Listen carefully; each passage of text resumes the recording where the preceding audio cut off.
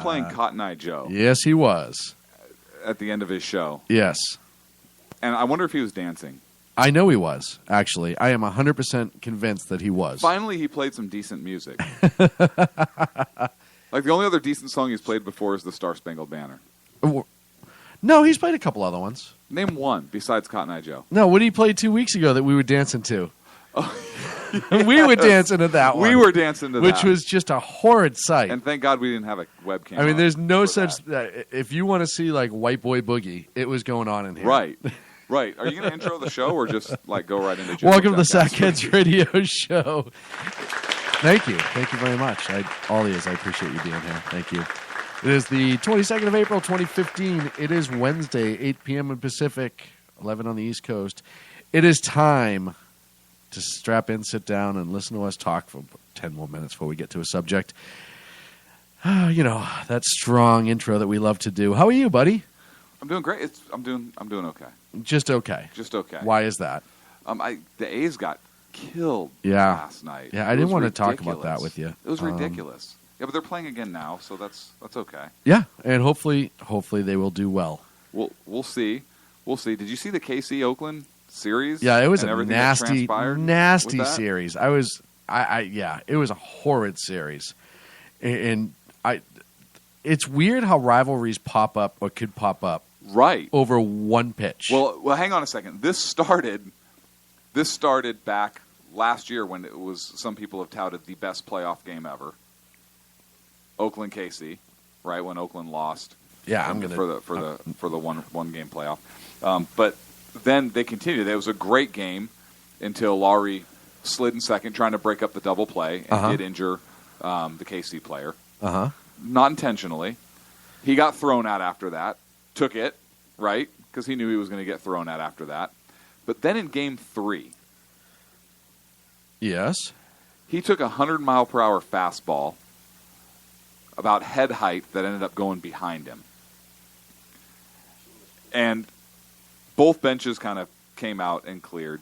So I think KC-Oakland is going to be a huge rivalry. KC's going to be up in Oakland, I think, in June. And I'm going to go. Well, you know, and it's funny. It's one of those things that, like I said, and coming from, you know, obviously Boston, with our ongoing rivalry with the Yankees and a couple other ones for years. Just one or two. To see this rivalry actually kind of kick off and start, because there was no rivalry before. There was never a rivalry. And it's funny how people are like trying to turn this into, well, you know, Oakland was originally from KC and all this, or was in KC. Philadelphia. Well, but they were in KC. The organization was in KC for Correct. 10 years or something like that. You know, so it's crazy to me. It's just a rivalry. It just happens, and these are just solid games. And it's, you know, it's what baseball's all about. I'm very, very happy to see it. Very, very glad to be back in the swing of things. And we're going. We are. May 3rd? What game are we going to? No, we're the 11th. The 11th. That was it. What game? Oakland, Boston. What other game would we go to? That. I was asking what are you what talking day. About then? Oh, it's like talking Oakland, Boston Day. That's what day we're going. Oakland, Boston Day. We have so much on the big board of stuff tonight, and we're going to get to it eventually. I did want to wish you a happy Earth Day. Oh, thank you. You know how I celebrated? How? So here's what I did. It's trash night for my house. So I took all of my recyclables out of the recycle bin because it's recycle week, right, and I threw it in the trash can. You madman. And then, and with a note that said Happy Earth Day. And then I drove around in my four-wheel drive truck aimlessly, just as much as possible. By the way, most people don't realize the note was written on a plastic bag. Right. With spray paint. Right. Full of CFCs. Right. No, absolutely. Yeah, I remember that. Yeah, and empty Aquanet bottles, right, that I just went down and bought. At the 5 and dime. Right. At the 99-cent store. You cleaned out their storage. Right. And then I wanted to dump paint down the storm drain, but I didn't because I don't want to get charged with a felony. Because it's California, right? Like, you can deal drugs. Misdemeanor. Right. Right. But if you break a light bulb, don't throw a light bulb away. Don't throw a light bulb. Don't spill paint accidentally. No. Don't throw a battery in the trash.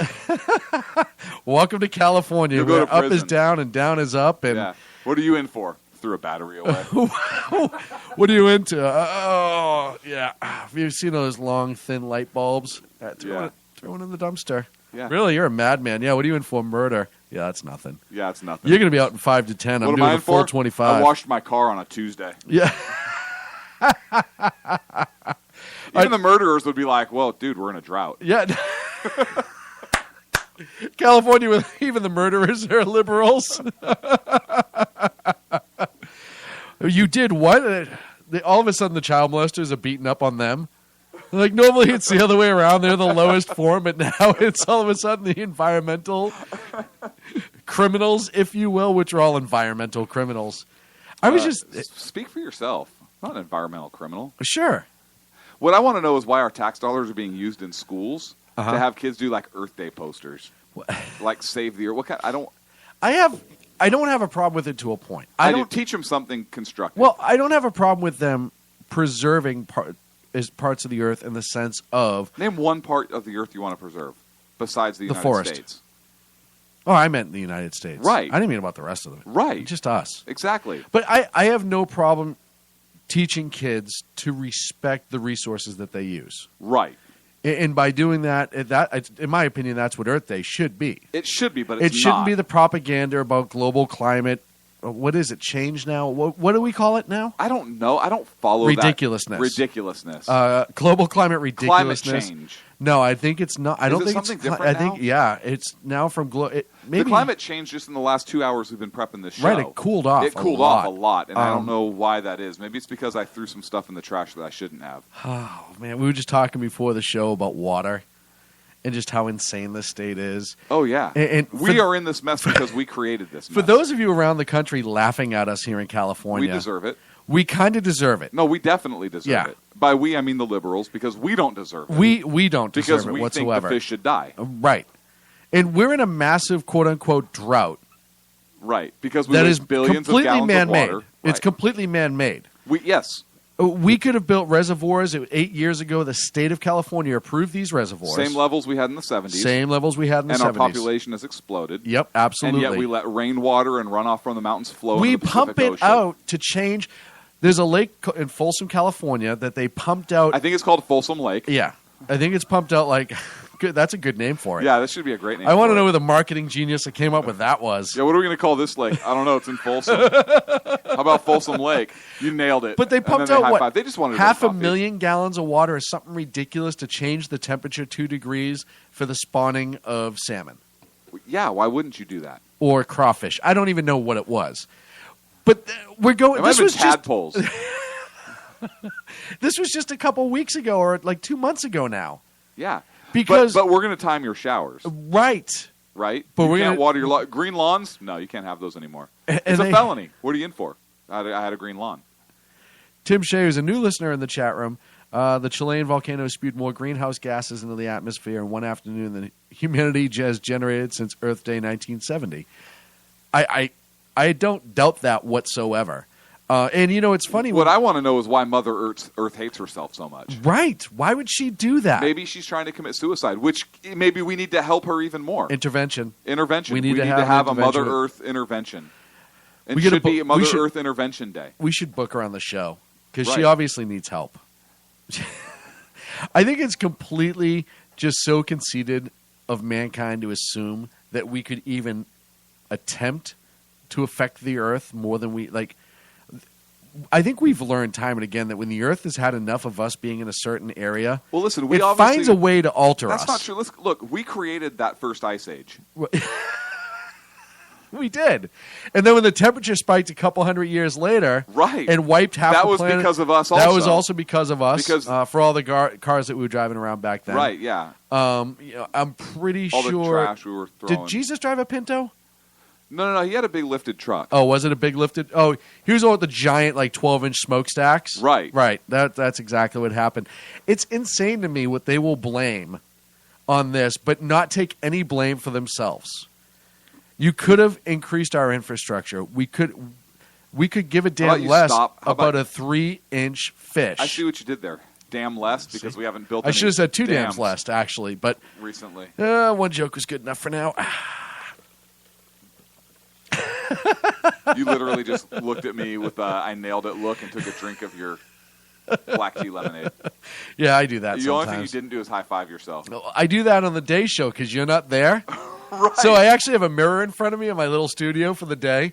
With and I my look at picture myself, taped to it, so it still has like a body that moves. and we high five. It's pretty cool. You need to get a mannequin arm. Is that like a mannequin Like a arm pull sitting string there? on Ferris Bueller's Day Off. Right. Self high five. Bink. Clint, what do you think? Perfect. That's all I hear when you talk anyhow. I'm sorry, what? What? So yeah, we're in this insane, and people are going nuts out here about this. Like, oh, it's the worst since the 70s. This, that, and the other thing. They don't realize. Remember with the Ice Age? Does everyone remember the Ice Age we were about to go into? All the scientists were talking about it. Like Jerry Brown says, 90% of the scientists agree. I think 97% of the scientists agree that we were going into an ice age then. Never happened. No ice age. Al Gore said It just what? hasn't happened yet. In the last 9 years, Al Gore said that the ice caps would be completely gone. They're They bigger are. now. They are. Oh, they are. They're bigger now than Oh, I they thought were they 9 were years gone. ago. I thought they were gone. Here's I'm the behind best curve part on about this. Al Gore. He's so convinced the oceans will rise that he owns oceanfront property where he lives. Isn't that a tell? Never mind the fact that he flies all over the place on a private jet. Let's just throw that to the side for a minute because jet fuel doesn't hurt anything based on their science.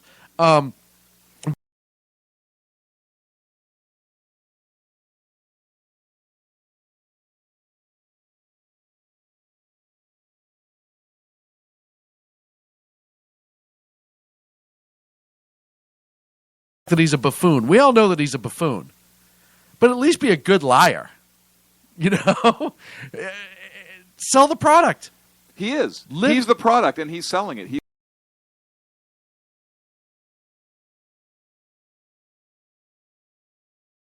Right? Recycle it. Put floaties on it. Put floaties on.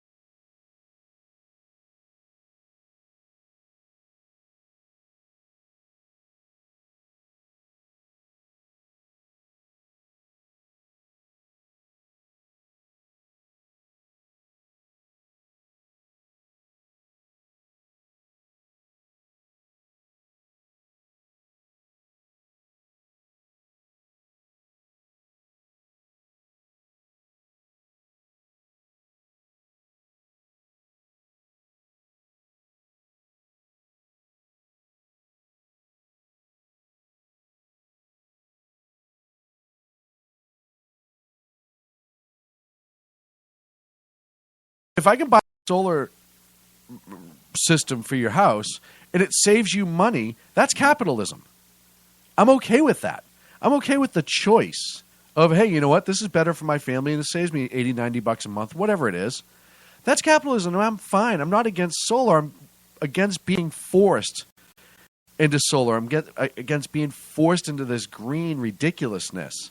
Well, not only I want to get back to California real quick. We're not only talking about a drought. We're talking about our agriculture that has suffered as well because we can't get water to the farmlands. Yes.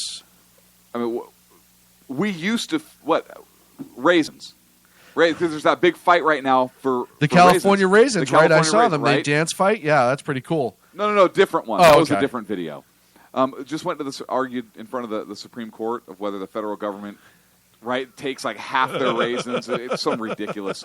Anyways, like even the liberal judge was like, "What? Oh, wait, what? How does this even happen?" It's FDR's policies. He was a huge conservative.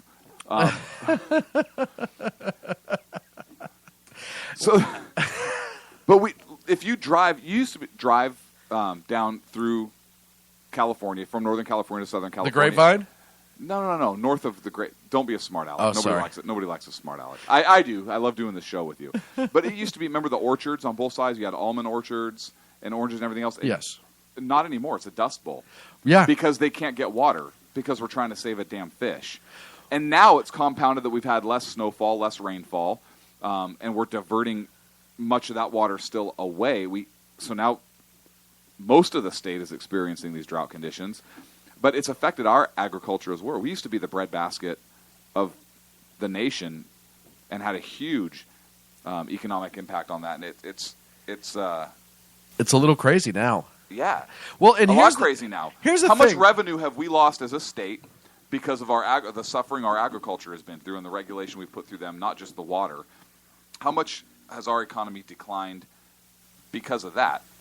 Yeah, oh no, it's countrywide, and a lot of people outside of the state don't realize how California screwed up California is. Well, no, they know. Oh, okay. They make fun of us.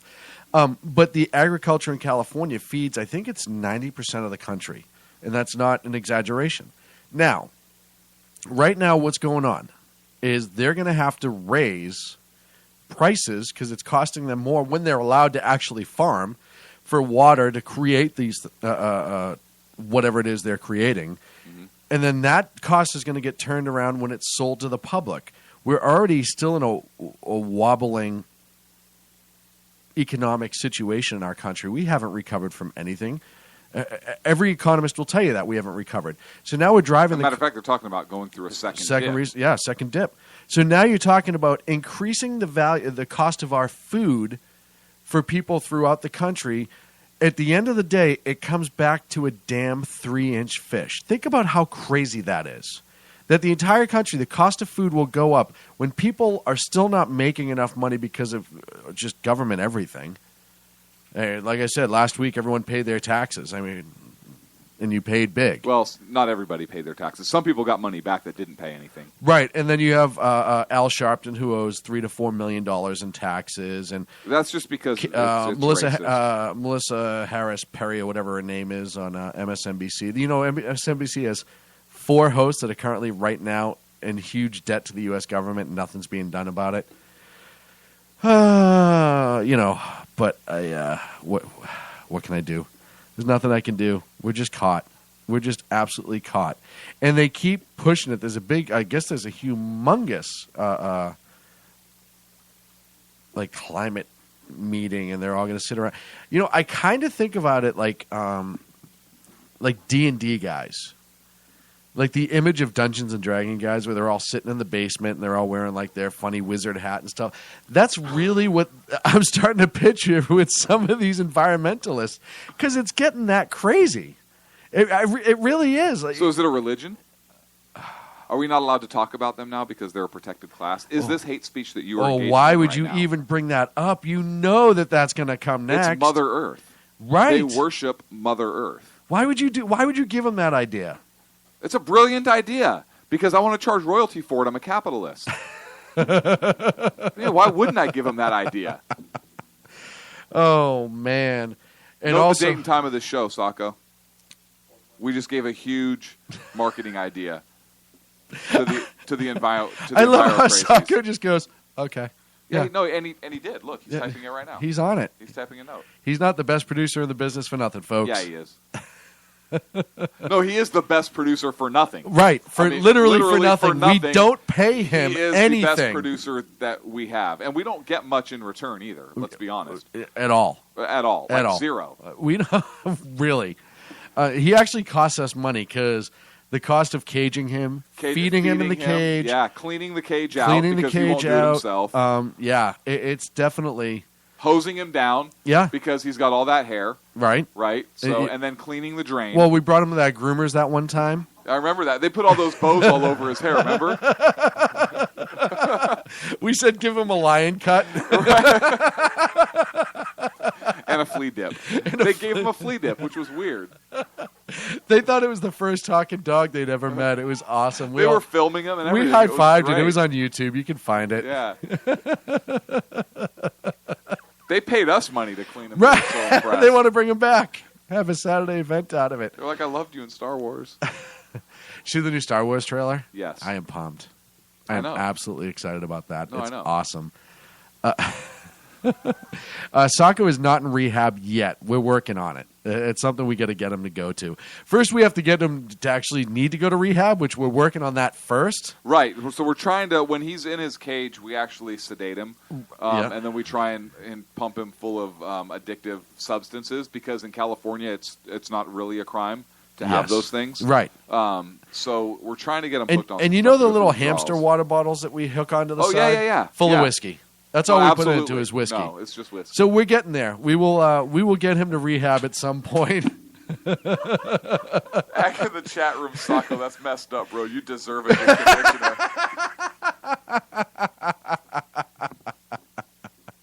It absolutely. We give him a good conditioner. It's from the dollar store. It's been tested on other animals.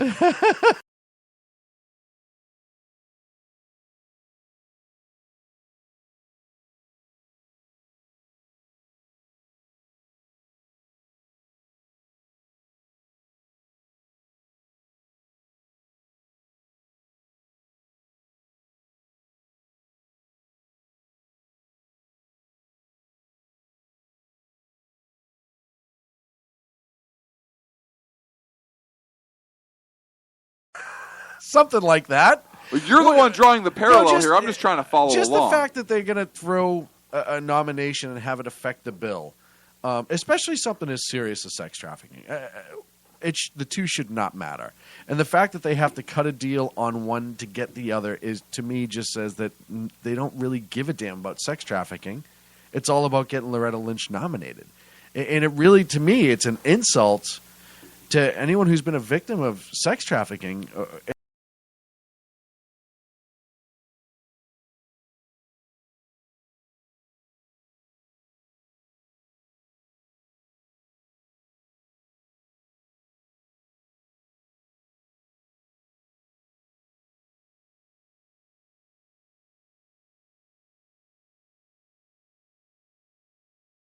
It's absolutely BS. So what are you saying? They should actually do their job and just straight up or down? I know. Vote? I'm asking a lot, and I'm sorry. I'm asking a lot out of our government. government. Do you not know how this game is played, Sean? Apparently, I'm an idiot. Yeah. I mean, look who we have in the Senate right now. Yeah, I know. Did you hear that Limp Wrist Lindsay's allegedly going to throw his name into the ring for 2016? If that doesn't take you out of the head goes down. It would go down further, but the nose is already touching the floor.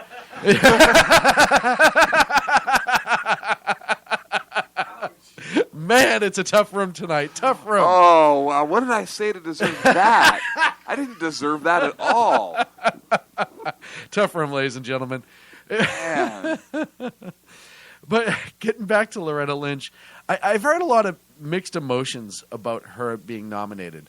There's actually some conservatives out there. I think it was Hugh Hewitt the other day who was saying, hey, listen, she has a good prosecutorial record.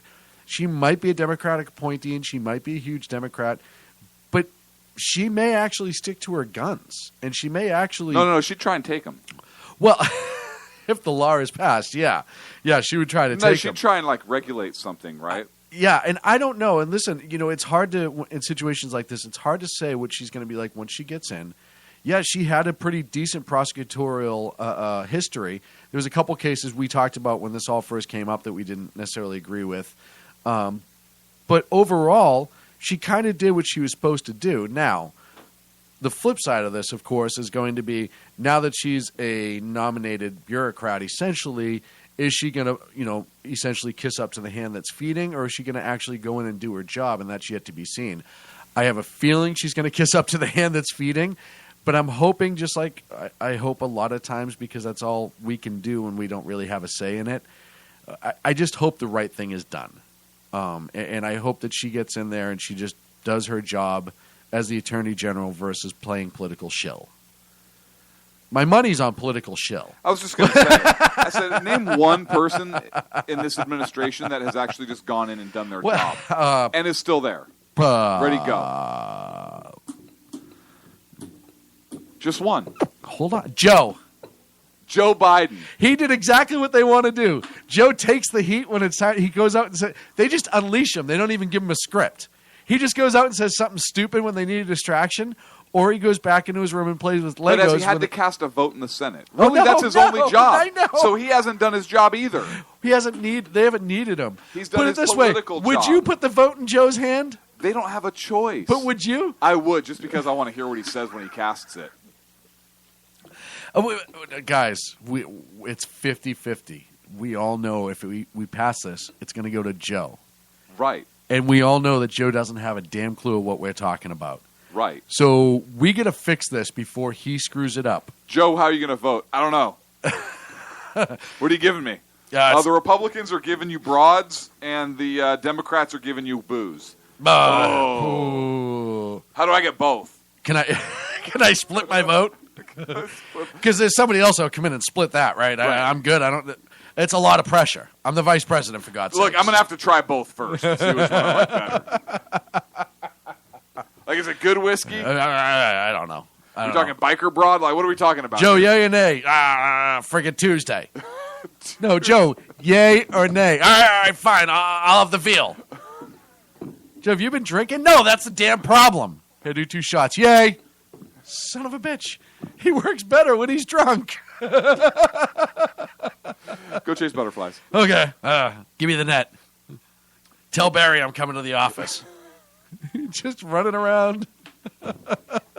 Heartbeat I hope he's the away. nominee for 2016. He's a heartbeat away. There's no way, but I hope he's the nominee. No, I hope. I hope he wins. You know what? Our show would be so set for the next 4 years if he wins. If you're listening and you're not in the chat room, go to shrmedia.com and click live chat. We have a lively group in there tonight. We really appreciate them. I hope he wins too. You know what? I would take it at that point. Because you take it at any point. We're capitalists anyhow. And think about what that'll do for our company if we have 4 years of solid material. Oh, yeah. Supply and demand, baby. Yeah, T-shirts. T-shirts. I dare Joe Biden. Maybe we could get him to come on and just do some dares. Ooh, how great would that be? That would be great. He might even do it, too. Joe, this involves Vaseline, 2 backflips, and a got it! We didn't even finish. Joe's an elephant at the end. I know! Woo! I actually submitted that one myself.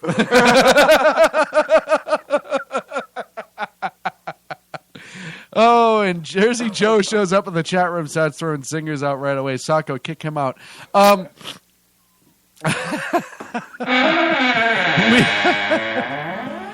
Of course, we support Vermin Supreme. He's number 2. He's Joe's VP, actually. Those two together would be great. We're up against a break. When we come back, we're going to discuss everybody's friend in the Middle East. Iran so hard. You can't say I ran all the way home. You can't say that you ran because anybody that would be a lie. Look at you would know that you were full of garbage. Liar. I waddled. And I rolled. I rolled. My hover round. I'll get there eventually. Hover round. We'll be back in 3 of the Sackheads radio show. That? You don't remember the commercial? Live on the SHR Media Network. Sacco. Do whatever the hell it is you do. Do something. By corrupt politicians. You got a business. You didn't build that. A team of ordinary men emerge from the ashes to give voice to the voiceless and hope to the hopeless. Sackhead Sean. Dude, I'm not saying calf for the stupid pro. Sackhead Clint. All good friends of ours usually show up drunk. Also starring Sacco as the producer. I'm a little bit drunk, 'cause I'm drinking. They are the Sackheads Radio Show. Every Wednesday at 8 p.m. Pacific on shrmedia.com.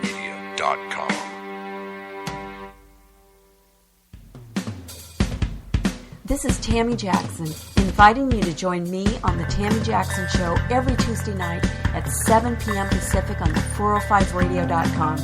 Put down that remote and tune into the show that covers politics, guns and the Second Amendment, religious liberties, sanctity of life, the military, and more. I host newsworthy guests and work hard to be a conservative radio show that's not like all the others. So save Tuesday nights at 7 p.m. Pacific for me, Tammy Jackson, on the 405media.com. Who listens to the Andrea Kaye Show? Let's find out as we eavesdrop on listener Roger Johnson in Encinitas. You know, if our policy is going to be bring any child who comes across the border. Okay, so apparently Roger fell asleep in the middle of my brilliant political tirade, and now he plans to sue me because I put him on the air, sleeping. Obviously, he's a liberal. Snoring, not an option while listening to The Andrea Kaye Show, Tuesday mornings at 11 on Financial News and Talk. You know I'm right. Y'all know I'm right.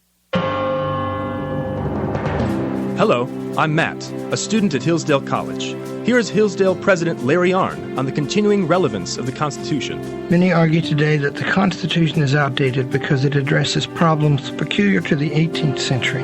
Some parts of the Constitution do read rather quaintly. Consider the injunction against titles of nobility in Article 1, Section 9 of the Constitution. But is that so outdated? The purpose of the injunction is to prevent the government granting special privileges to some for partisan reasons. This strikes at the heart of the rule of law. The crony capitalism so common today is a place where the government bestows favors and tax dollars on some businesses to give them a leg up over others. This is exactly the kind of thing the Constitution was meant to prohibit. The Constitution is not so outdated after all.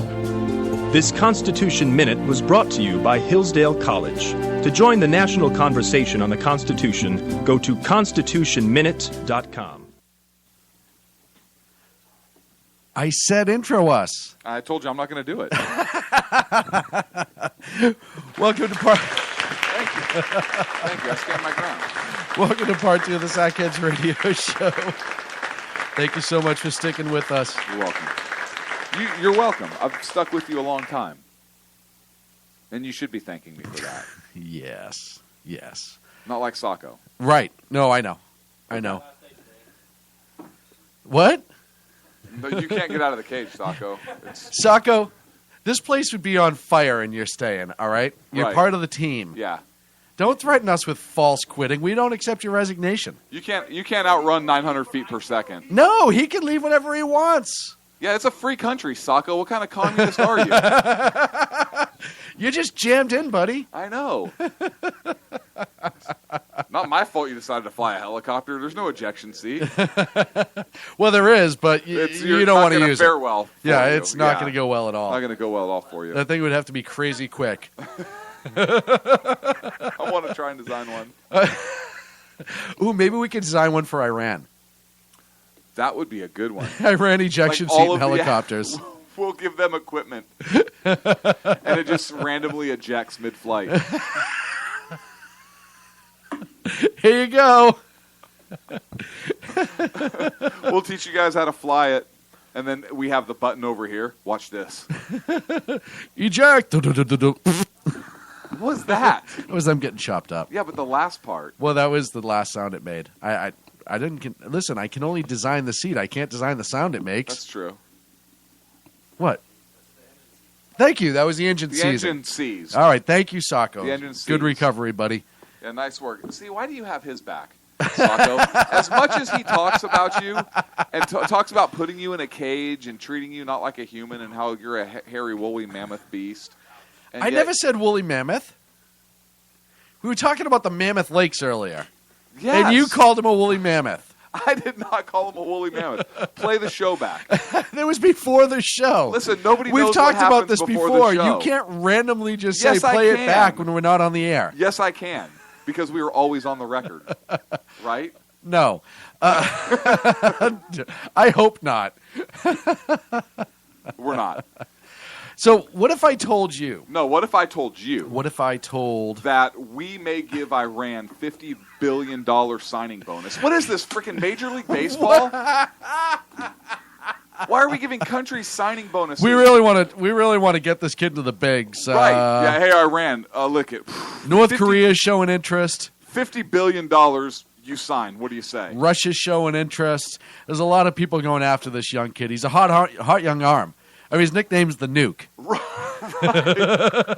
Nuke Duluth. How are we going to get him to the table? $50 billion. $50 billion signing bonus. Awesome. That's good because we're already giving him everything else that he wants in this contract. Yeah, I might as well throw a cool 50 on top of it. Right. Well, no. That's on top of the $11 billion in assets we're going to unfreeze. Well, that they're gonna have access to. So that's a potential $61 billion bill. And it's guaranteed. That's not performance-based, right? It's not you hit 30 home runs and you get... No, you just sign. Potential $61 billion deal. Day one. It's absolutely amazing. We're going to come inspect you, and here's $1 billion. We're already giving them everything they want. We're going to come inspect. Here's another $1 billion. This is the worst negotiation ever. We found enriched uranium. We're not going to give you $1 billion this month.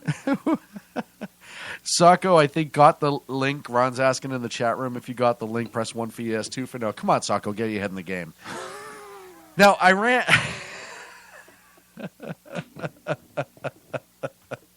I just want to know... why Sacco comes for this abuse every week. I can't figure it out. Well, the State Department was asked about it. Hey, are you guys seriously going to give Iran $50 billion on top of the $11 billion? And we're going to pay for it. We're already in a deficit. Right. And we're going to throw $50 billion at the Iranian mullahs. And right now... Right, because what are they going to do with that money? They're going to enrich freaking uranium. How much uranium can you enrich with $50 billion? That's probably what they're thinking. I don't know, but pretty soon we'll find out. Maybe the $50 billion is to pay for the ships we're about to sink with theirs. Well, yeah. So early, a couple days, was it Monday? They announced that we're sending warships over to the Gulf of Aden off the coast of Yemen. Right. To block... to intercept. Well, intercept. Well, shadow. We're not going to launch it. We'll shadow. Yeah. We're just going to shadow. That sounds so cute. We're going to take the one aircraft carrier we have in the region. Right. And pull it away from supporting the airstrikes. Well, we don't need that. And we're just going to shadow. To do nothing. To literally... We're going to fly jets over them and take pictures. We're literally going to be hall monitors of the Gulf of Aden. No, it's a photo shoot. We're hall monitors. No, we're not. It's a modeling agency with Iranian ships. Mr. United Nation, they have what we believe is to be missiles on that ship detention. Okay. What'd you do about it? We took pictures. We weren't allowed to do anything. Well, could you have done something? Oh, yeah. We could have sunk in about 19 seconds. But instead, those arms are going to go through, and then the country of Yemen is going to fall. You remember Yemen? That was the one that Obama said was the example for the Middle East for how to stop terrorism. Yeah, no, it'll be fine. So on the left hand... So on one hand, we're going to give them $50 billion plus and nukes. plus $11 billion in unfrozen assets. And nukes. And then we're going to blow their stuff up. And then on the other hand... Potentially. We're allowing them... to support... No, we're not. We're shadowing them. We're allowing them to support the Houthis. We're not. We're shadowing them, Sean. Who are overtaking the country of Yemen. We are not allowing them. We are shadowing them. Doesn't what matter. part of this don't you understand? I don't speak... We moved an aircraft carrier. We just spent more money than we needed to. You don't... On Earth Day. On Earth Day. Using nuclear power. Right? You don't... Now, why is it we don't have solar aircraft carrier under development under this administration? We probably do. That's what I want to know. You look at all the green ships, and you know, that's the funny part. I want to know right now why we don't have solar-powered warships. Because it sucks. But it's green, Sean. Well, there is a lot of green warships being developed that this administration is trying to push through, even though the Navy says they don't meet the need in the service. They don't work. They don't work. Well, yeah, they don't meet the need, so they don't work. They don't work. So what can we launch? So let's keep jamming that. What can we launch with this green carrier? A Cessna 152, and a helicopter. Would that be a... By helicopter, I meant those balsa wood gliders that I was going to say, would that be an attack helicopter? No, remote control. No, balsa wood. Oh, like a drone? No, like a legit remote control helicopter. And what's your catapult system? You know those rubber bands with the plastic handles? It's that we're going to use. Only we don't like to use rubber because, when you make rubber, you have to use petroleum and all that stuff. So it's like a really taut string that's made from hemp. It's a hemp string. And we have 5 guys who are all really eating granola. That are wearing Birkenstocks because that's the new uniform. That are going to pull it down the runway and hopefully not. And they're going to make noises. They're going to go when they do. And we're going to launch those bad boys 10, 20 feet in the air. And you know what? People will cringe. It's almost going to be like Dianne Feinstein said. if the good guys put down their guns, the bad guys are going to put down their guns. It's the same theory. Right, because if we don't attack the Iranian on ships the streets of America all the time, right? And if we don't attack the Iranian ships, they're not going to deliver. They're goods. not going to deliver. They're going to turn around. It's our fault. They're delivering. They're going to see the error of their ways, Sean. Yeah, absolutely. And this is why the world doesn't get along. Any day now. Any day now. Right. It's The only happen. reason they're continuing to steam that direction is because we're shadowing them. Right. We are provoking them. It's all about how wrong we are. The United States is wrong. We suck at this. Always. I mean, that's the problem. Is we suck at this. We do suck at this now. Yeah. Because before we'd have blown their asses out of the water. What do we have? Like 600 ships under Reagan? I think it was something like 600. What do we have? Like 3 now under sub 3. How many? We're down one carrier group. We have 10. Right. We're supposed to need 11. Right. According to the Constitution, I believe. No. No, there's a law out there stating the minimum amount that we can have. The Constitution does not say we have 11 aircraft carriers. It does. Are you kidding me? We did not have aircraft carriers at the time the Constitution was We just drafted. didn't have aircraft. Right. So who's fault? Who's wrong now? Yeah, you're right, dummy. Mr. Smarty Pants. Like they didn't make paper airplanes back then. Per law, sure they didn't. I just picture the British commander on the British ship with just the paper airplane comes in and hits him in the head. Damn it! They brought the aircraft carrier.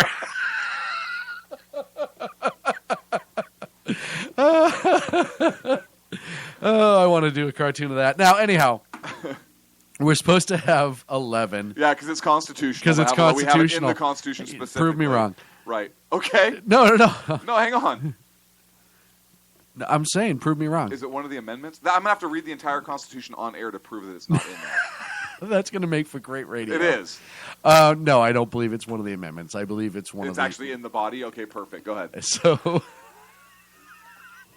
Try the preamble. It's there somewhere. Look, it clearly shows your ignorance because it was in the Articles of Confederation. Now go ahead. I think it was in the Louisiana Purchase. I don't remember right now. I don't remember. We bought something. I don't know. What the hell did they purchase? I don't know. A carrier? A carrier. We needed it.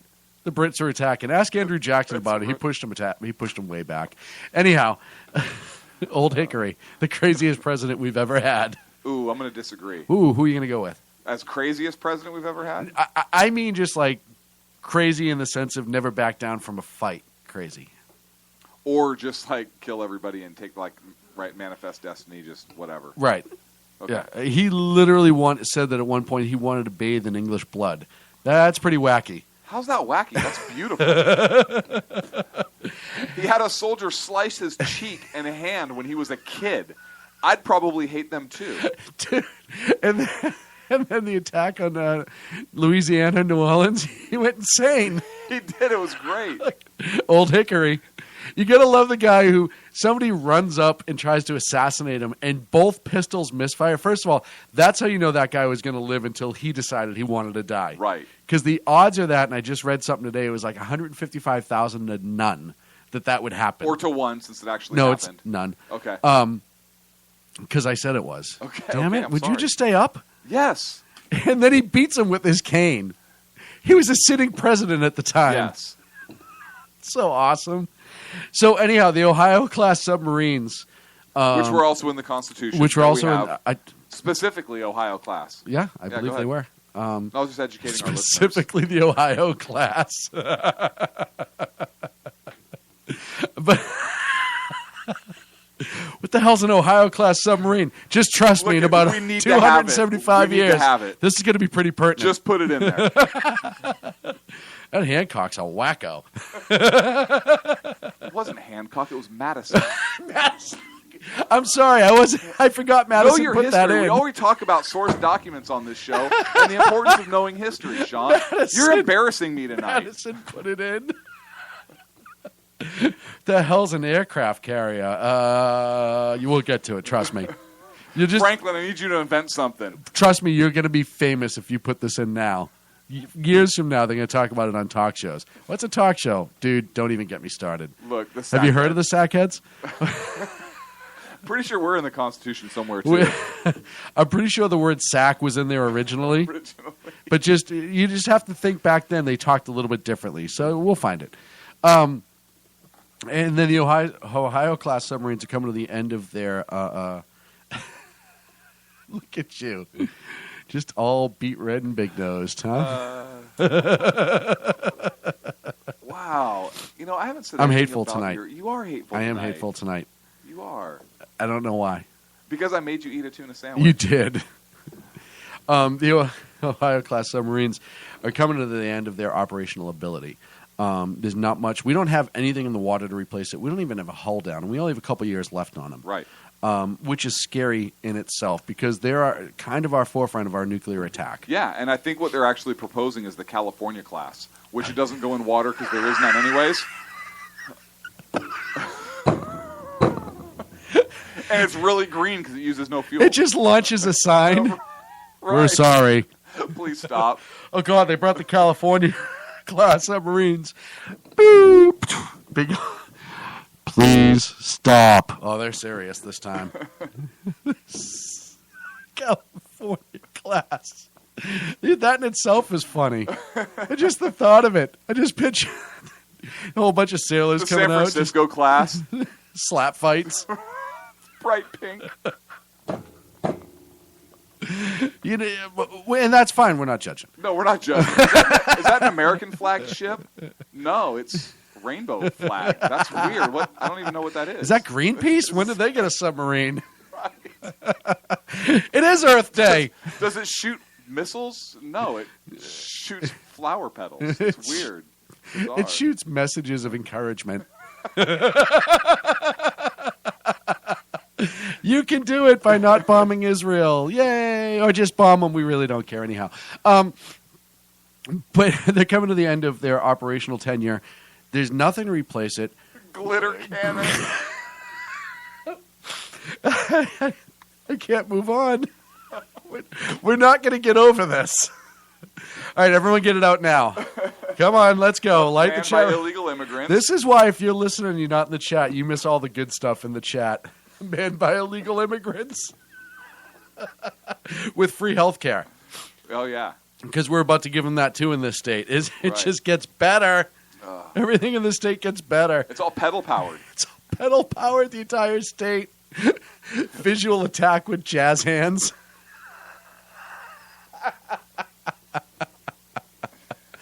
Oh, man. So, but we don't have a plan in place.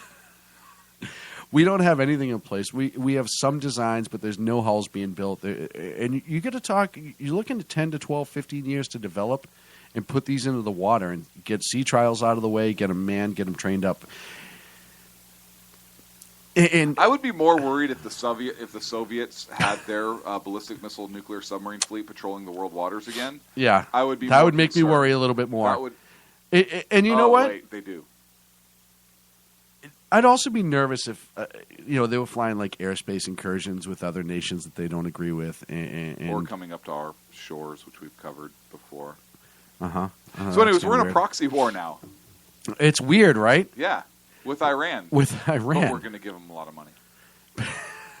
We're literally giving money to a country we're in a proxy war with, because we're supporting Yemen, right? And we have been. And let's not talk about, what was it, the $500 billion in equipment that they lost when the Yemen government fell? Right. And we don't have a damn ship to put in the water in a few years to fight the Russians who are going to have... Does anyone else see just the insanity that's going on with all of this? Here's the other issue. You and I were talking about it earlier. And it's we have fun with this show, but this is actually serious. We're down one carrier group from what we should have. We're talking about reducing the military force that we have. And look, I agree. There are bases in the world that we needed before we had certain power, certain innovations that could get us where we needed to be in a timely manner. So there are bases in the world that we could close down. I 110% agree. But we're talking about military reductions and force reductions, and yet we're asking our military to do the same, if not greater amount of work. Right. And you can't do it. Now more than ever. You can't do it. So I agree. Look, we could have some cost savings and have some closures. Absolutely. But we can't reduce like we're trying to reduce and still ask the military to be peacekeepers here and here and here and do all these. They can't do it. Well, and even our allies, and Jason Miller brought it up in the chat room, the Trident program, which is Britain's submarine, their nuke submarines, they're all in dry dock too right now. So we will have no ability to combat, the peace through strength that Reagan was so big on and had so many ships for a reason. I mean, what aircraft carrier did we pull out of mothballs in the height of the Cold War? I forget what it was. But he pulled one out of mothballs because we needed it. We need to have that ability. We need to have that reach. We are in a much more tumultuous time now than we've been in the last 20 years. We are, and we do have some ships in mothballs. Yep, and we're I hate to say it, but we're one bad communication away. Look, one ship I would like to see return to service is the Missouri.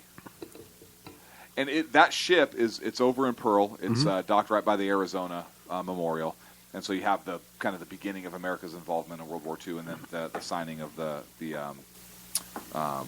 Japanese surrender there on the Missouri. And phenomenal ship if you ever have a chance to tour. It was actually attacked by kamikazes, and the damage to the ship is still there because you couldn't replace the steel for where it is. But the Marine Corps has tried to get that ship pulled back into service because there is nothing better to shell a target prior to a land invasion than that ship. And that ship operated from World War II all the way through. It fought in the Gulf War. Yeah. And so there is still a need for a battleship type ship. And so the Missouri is still owned by the United States Navy. It's just run by this group. Right. But it's still owned by the U.S. Navy. So Navy. They could pull it out and have it. And I think Did you know those turrets are held on by gravity? Isn't that amazing? They're not bolted on in any way. No, they're just so heavy that they stay. They stay. One of those turrets weighs more than like an early World War II or World War I era battleship. And it's designed so if the ship breaks like 45 or 48 degrees, those turrets in theory will fall off and the ship will right itself. That's amazing. I don't know what made me go off on that tangent. It's an amazing ship. You just like to show how smart you are, and that's awesome. Yeah, no, I am. And there are some other ships that are out there, and the chat's pointing them out now, the USS Texas, the Enterprise, a couple ships that are in like museum-type status right now that can get called back up. Obviously, we have the Constitution. Yeah, the Hornet. Dude, how awesome would that be? We've talked about it. Well, if I become president, I am going to, because it is still a U.S. flagged ship. Yep. I am going to pull that thing out. I'm going to have the crew sail it across the world to somewhere and fire the cannon at some just once fishing trawler, and then say that it fought in that campaign. Give it a campaign ribbon. Well, with all the jump jet technology and everything, you could pull out something like the Hornet or an older one like that where you don't need the big runoff. And to retrofit it, I'm sure would not be as expensive. And maybe that's the route we need to go. Maybe we need to retrofit a couple ships that we already have. Or some of these subs even though Ohio-class subs. Yeah. I don't know what it'll take to get them back. Well, because of the reactor and everything, they can only get another couple years out of them. Well, replace the reactor. No, but throw the old one in the ocean. You have to shell it after that just because of the amount of wear that the reactor does on the body. It has to just go, yeah. No, that's what I mean. There's no right answer. We need to have replacements. The reactor just does so much to the metal that they just can't. They have to absolutely pull it out. So that's the information that I was given. And the SS Obama would just be a golf course. It's a golf course. It would run from everything. And if need be, we would donate the USS Sackheads if we ever got our aircraft carrier. If it had to go back into service, right? Absolutely. If not, would give us our letters of marque. Give us letters of marque, and we'll be chasing. Give us letters of marque and the Missouri. We don't deserve the Missouri. We haven't done anything to deserve the Missouri. We'll buy something. We'll buy an old one. We don't deserve the Missouri. No way. Or a destroyer. I'll take there an we old go. destroyer. There's a couple in the mothball fleet we could pull out. We could do something with that. Right. I'll take an old destroyer. But listen, we're good. We're not that good. But yeah, no, it's a dangerous time, and we should. You have a lot of people pointing from the Navy that are pointing up with the numbers of ships that we need to cover the amount of work that we're doing. Mm-hmm. The reach of the ships does not account for the amount of work that it can do at the same time. Yes, our ships and our aircraft have a lot of reach, but that doesn't mean that if we get into a huge situation... We can't. We're supposed to have a military that is able to fight 2 wars simultaneously. Right, and we're already at 2. Well, 2 major wars. I would still argue we're at 2. I don't think we're in 2 major wars, but I don't think we have the resources now to be able to fight 2 major wars. And by major wars, I'm talking, say... We have a war on women. Right, that's right. I forgot, and a war on white people. And we're fighting both of those. You specifically are fighting both of those. Why me? Because you're full of hate. Sacco's right there.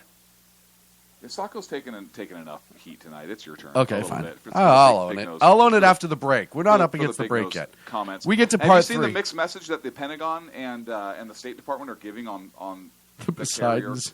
on the carriers shadowing these shipments? No. So it's the Theodore Roosevelt that's in there, and the Pentagon is saying, "Hey, we're there shadowing and conducting reconnaissance of these shipments," and the Pentagon's saying, "Oh no, we're just there to make sure that we're keeping shipping lanes open." How are you going to keep shipping lanes open if you're not going to do anything? Well, maybe that's how they're going to keep shipping lanes open. By not doing anything? Right. I see reverse psychology. Right. Now I see it. Because by keeping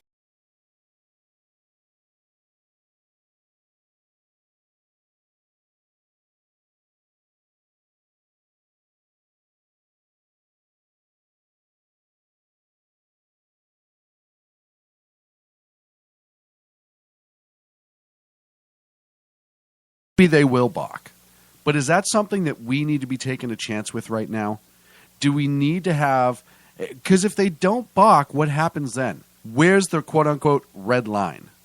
What I want to know is if we're there just to ensure that commerce is McHale's unaffected. Navy. I would love to take a bunch of PT boats and go hunt pirates. Yes. Who's in? I'm in. All right, let's do I'm it. in. Everyone in the chat room, if you're in, let us know. Email Sacco at shrmedia.com. Why is it our job as a nation to keep shipping lanes open in that area, in that region? Right. Well, because it affects the whole economy of the world. Why is that our job? I understand that. I'm not saying it's right, but that is why. That is their purpose. That is their reason that they're giving. Not. And that's the reason they're giving.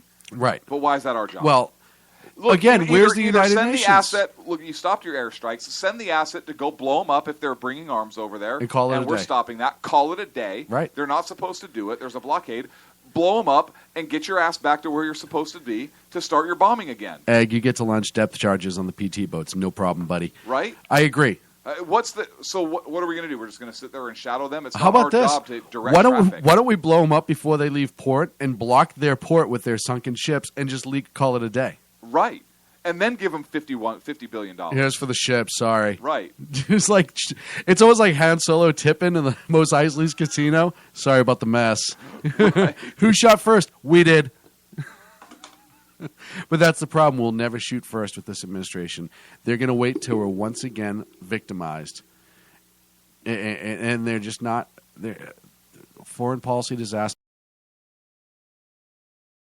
Better. What? That was a segue. When we come back, next 30 minutes is all about Hillary Cankles, ladies and gentlemen. We'll be back here on the Sackets Radio Show on the SHR Media Network.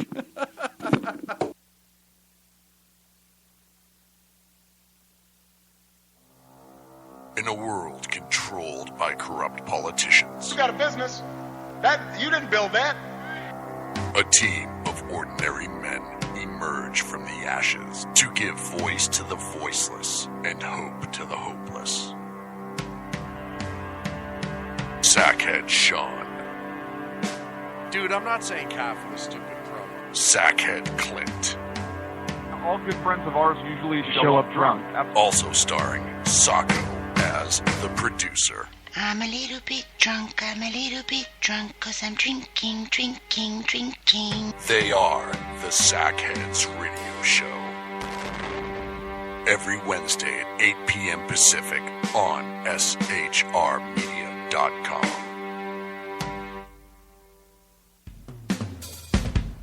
This is Tammy Jackson, inviting you to join me on The Tammy Jackson Show every Tuesday night at 7 p.m. Pacific on the 405radio.com.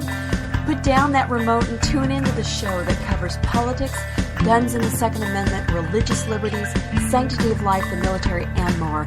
I host newsworthy guests and work hard to be a conservative radio show that's not like all the others.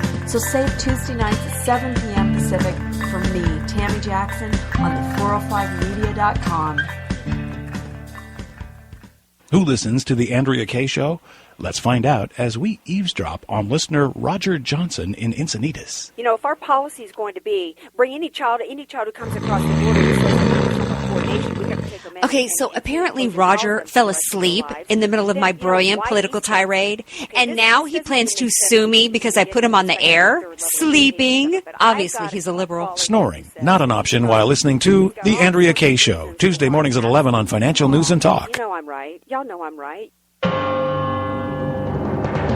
Hello, I'm Matt, a student at Hillsdale College. Here is Hillsdale President Larry Arnn on the continuing relevance of the Constitution. Many argue today that the Constitution is outdated because it addresses problems peculiar to the 18th century. Some parts of the Constitution do read rather quaintly. Consider the injunction against titles of nobility in Article 1, Section 9 of the Constitution. But is that so outdated? The purpose of the injunction is to prevent the government granting special privileges to some for partisan reasons. This strikes at the heart of the rule of law. The crony capitalism so common today is a place where the government bestows favors and tax dollars on some businesses to give them a leg up over others. This is exactly the kind of thing the Constitution was meant to prohibit. The Constitution is not so outdated after all. This Constitution Minute was brought to you by Hillsdale College. To join the national conversation on the Constitution, go to constitutionminute.com.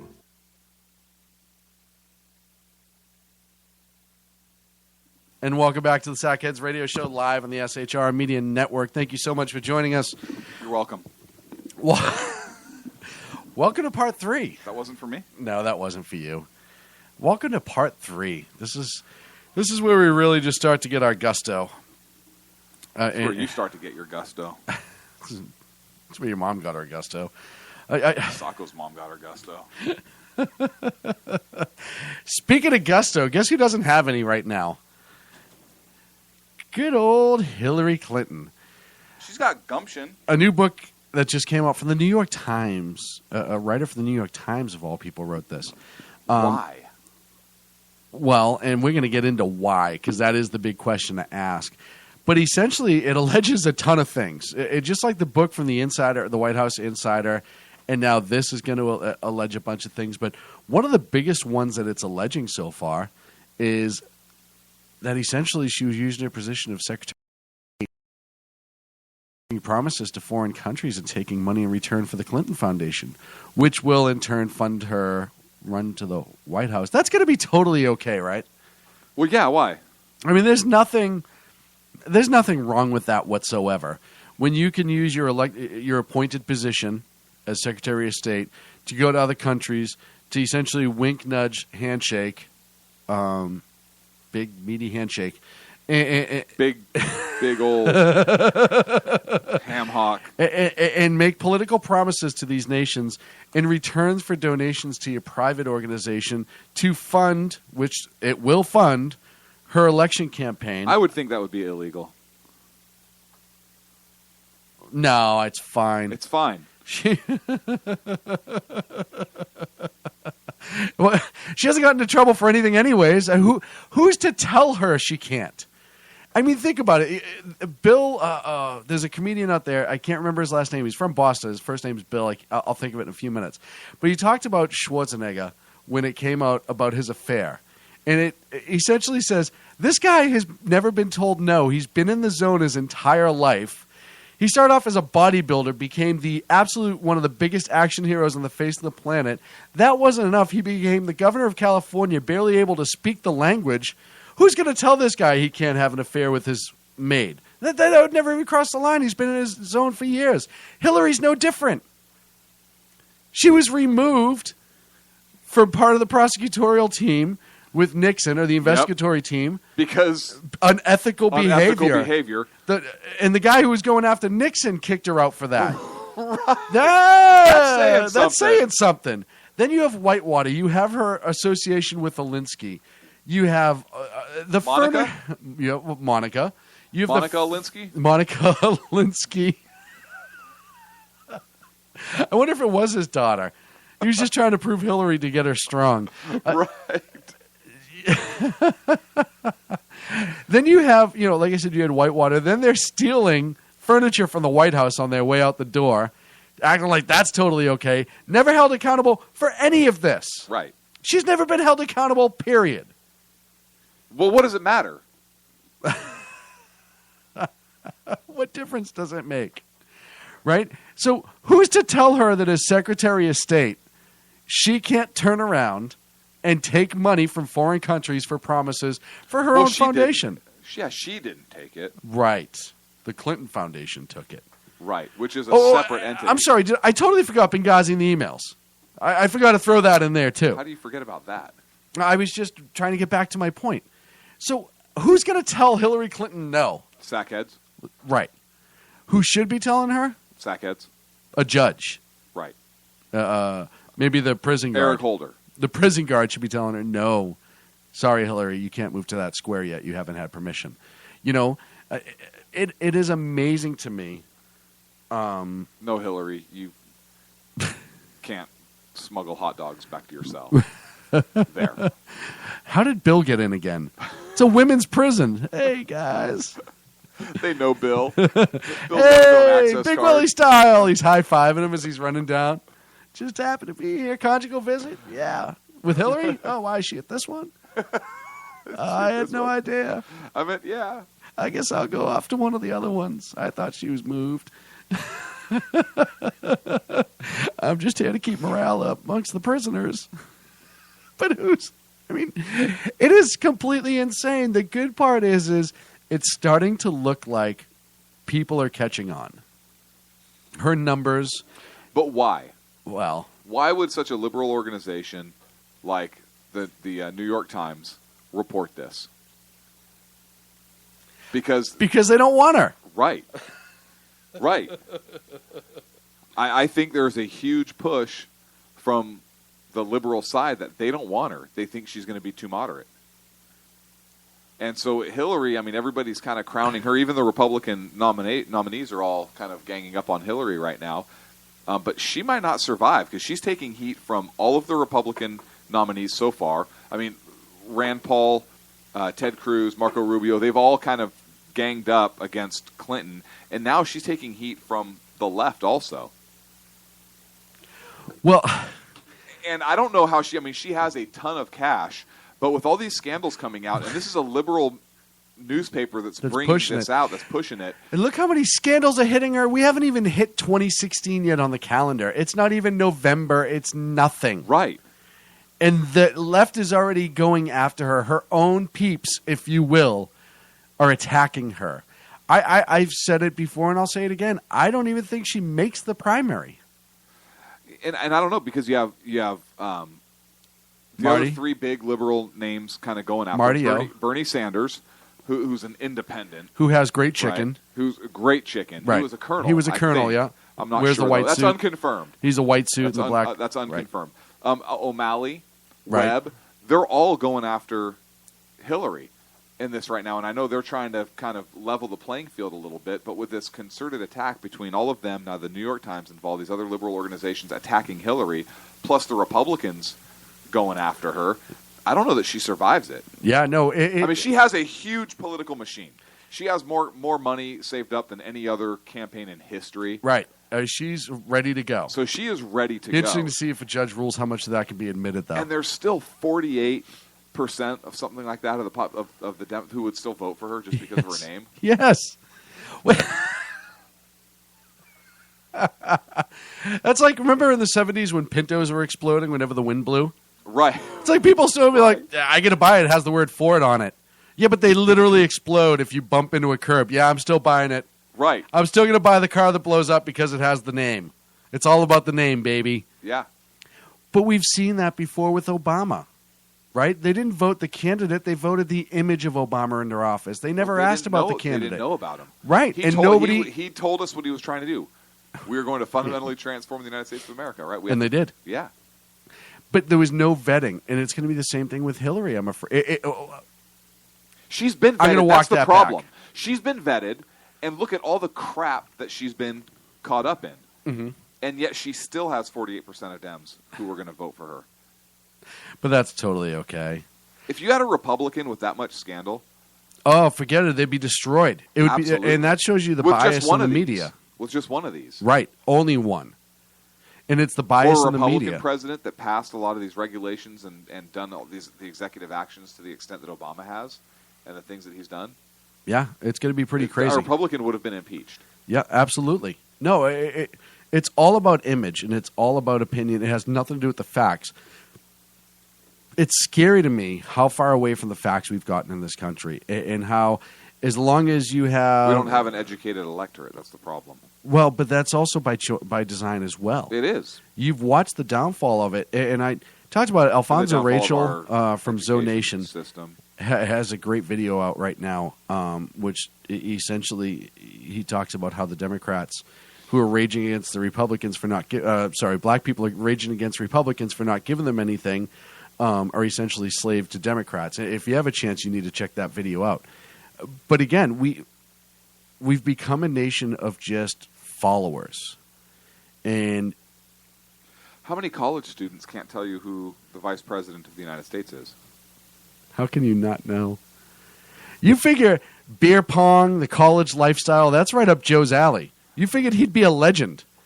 He'd be like Frank the Tank from Old School. No, but I'm being serious. I know. How many college probably graduates 20%. Can't tell you what I bet you 25% more maybe? than that. No. I mean that know it. So 75% that can't. I think less than that. No, or even basic constitutional principles. None. It's not taught anymore. Nothing's taught anymore. It's not. Most kids probably don't know that per the Constitution, you have to have 11 carrier. You have to have 11 carrier groups. Case in point, you're a product of that system. I'm pretty sure it's in there. I'm going to go with that to the end. But it's sad, and you're 100% right. And they don't. And here's the other thing with social media. And I talk about it all the time. We use social media for this show, but we don't use it to gain information. We use it to share information and smart-ass comments. A lot of smart-ass comments. But most people turn to social media for quote-unquote facts. And you look at the scandals that have rocked this country recently and how many of them were blown out of proportion by social media, and it turned out to be a false outrage. You know, look at Michael Brown, prime example. How many people went absolutely just crazy over that shooting, and then you come to find out it was completely on the up and up. Oh, and it was so on the up and up, even the DOJ can't touch him, Officer Darren Wilson. But even to this day, if you throw it out there on Twitter, people will just rage on. And there was a study I read the other day that said, you know, incidents involving police, shootings, etc., are not up by any stretch of the imagination. And the numbers have held, to the population, the percentage is held equal for about 15 or 20 years, if not gone down. And people are still acting like this is something that is just rampant because of social media. I saw a college-aged student wearing a shirt that said "Kill a Cop" right across the front. This big "Kill a Cop," and then on the back it said, "We need to kill cops for these reasons," and I had a bunch of reasons listed. And I was so disgusted I didn't even want to read all of the reasons. I wish you had a giant red marker so you could go up and correct it, kiss, like a teacher. Kiss a cop. Instead of well, no, on the change back, two like L's all to the an S. reasons, you could be like, "Oh, big red X. No, that's wrong because of X, Y, and Z," or you know, right. But here's what I thought about. How, first of all, I support that person's right to wear that shirt. Absolutely. Right. I disagree with the message 110%. I have no problem when people wear shirts that says "I'm a moron," and that way I know what I'm dealing with when I'm getting into the conversation. Exactly. So I completely support her right to wear that shirt and to spread. Or his right. And no, it was a female. And to I thought we were talking in message. generality. Sorry. No. But what saddened me is what I thought. I said, "Wow, you know what? You know how many cops would give their life to protect her right to wear that shirt?" Yeah. A majority. A vast majority. Yeah. I would say high 90s.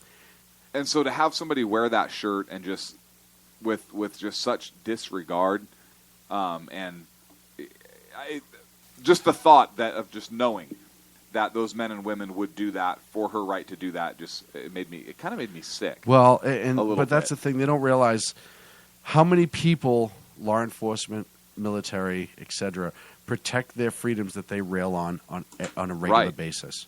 And it's a point to this country where, because they don't know where their freedoms come from. They don't know why their freedoms are important. They're just so used to having it that they've never seen the sacrifice for it. And, you know, I throw a lot of it back to the 60s and the hippie movement and Kerry and people like that. And obviously Alinsky and how many people, you look at how many crazy lunatic lefties got their start in the 60s. Mm-hmm. Bill Ayers and that They put on a suit now. Yeah. Yeah. You literally have John Kerry, who is just one of the biggest atrocities to military, to the military in general, throw his medals back and testify against Congress, and he's now the damn Secretary of State. Sickening. It's frightening. Yeah. People don't realize that, and they don't realize how much it's gone downhill. And this false outrage. Well, how many people know that? How many news stories talk ran about that it? He did that? Talk at all? Nobody. Yep. Swift Boat Kerry. Yet if that was a Republican, everybody would talk about it. Talking about it. But, and again, a lot of it, it's not just mainstream media anymore. It's social media. It is they're not called Democrats. They're called Democrats now, not hippies. I didn't mean to be socially wrong with how I said that. So I just did some research. Yeah. There's a law in the California books about criminal threats. Mm-hmm. Making a threat, death or serious bodily injury. So I want to know, like, if a cop saw that shirt and then arrested her because he felt threatened by that and then took the shirt for evidence. Nope. It would never fly. Yeah, no, it would never fly. You never do that. It would never fly. Well, and, you know. But just to send a message to her. But you deal, yeah, that's one person. But we have to deal with people in mass at this point. The people need to be What are you, Mao? No, okay, but, Stalin. No, but part of the problem is, and I'm going to make a re-education joke, but part of the problem is the education that they're right on point. Yeah, absolutely. But the education they have is not a true education. It's not a true history of our nation. It's not how things really are in the world. It's what they're being spoon-fed. They're just sitting there with their mouth open. And look at how many people think that the federal government controlling everything is a good thing. Yes, and it's their job to take care of that. Every part of it. Yeah. It's your job to do this. It's their job to fix their whatever job. the problems. It's their job. So you look at where we are and how somebody like Bill de Blasio, who all of a sudden starting to talk foreign policy, the whack job mayor in New York. Communist. Yes. I said whack job. Same thing. Yeah, but some people might think he's just crazy, right? Because we call McCain whack job. We call a lot of people whack job. But no, he is an avowed communist. Yes. And wanting to run for president of the United States, potentially. Don't we still have a law in the books about communism? No. Oh, no. But you do have to support and defend the Constitution of the United States. Right. Oh, well, it's... so there's kind of a law. There is kind of a law. There is a law. There is a law in the books. It's going to get crazy, and it's only going to get worse. It already is crazy. Yeah, but it's going to get worse. I don't predict Hillary's going to make it through the primary. I really don't. You don't think so? No, I don't think so. I've said this for a while now. I say it's going to be Elizabeth Warren. I just, for whatever reason, I think they feel the left really likes her. She's the most controllable person on the left. She's she's lock and step. She's, like I said before, she's playing the reluctant candidate right now, being begged. So then she can really champion the people because she's being begged into this position. My people need me. I mean, that's her whole approach on this. Hillary says she's a champion of the people, but she doesn't even know small business is struggling. Right. But she can order Chipotle. Wait, small business is struggling? She can order Chipotle. Yeah, she can, but she won't pay for it. Somebody else had to. With extra guac. With extra guac, baby. The funniest, there's two funny stories out there right now. There's a video, and Hillary's such a person of the people. There's a video out there right now of her Scooby wagon parked in a no parking zone, and somebody points it out to her, and she just kind of laughs. There's another video of her being asked about this book coming out and whether or not she completely ignores the questions and does the whole fake smile and handshake as she goes on. And then 2 days ago in New Hampshire, her motorcade was spotted doing like 95 miles an hour so they weren't late for a meeting. And she's not even president yet. She doesn't have the absolute power, if you will, that would come with the office. Right. She's not even the nominee yet. No. So, and she's already acting like an a-hole. She has some Secret Service protection because former First Lady, because of Bill. But not to that point. Right. It's not that the president needs to get somewhere for X, Y, and Z, and it's... Or for expediency, right, for safety, security. whatever. Right. Where it's acceptable. This isn't it. This is just her like, no, hurry up. She was probably late. She flew coach the other day just to make it feel like... Can you imagine? And I... Say you're like the conservative guy on a business trip, and you just did like a 4-leg trip where you're in, you just all night you're going, you're working at night, you're working during the day, you're on this horrid trip, and then it's time to fly home. And you get down into, you're in coach on Southwest or even worse, United or something like that, where the seats are just like the size of like a cup.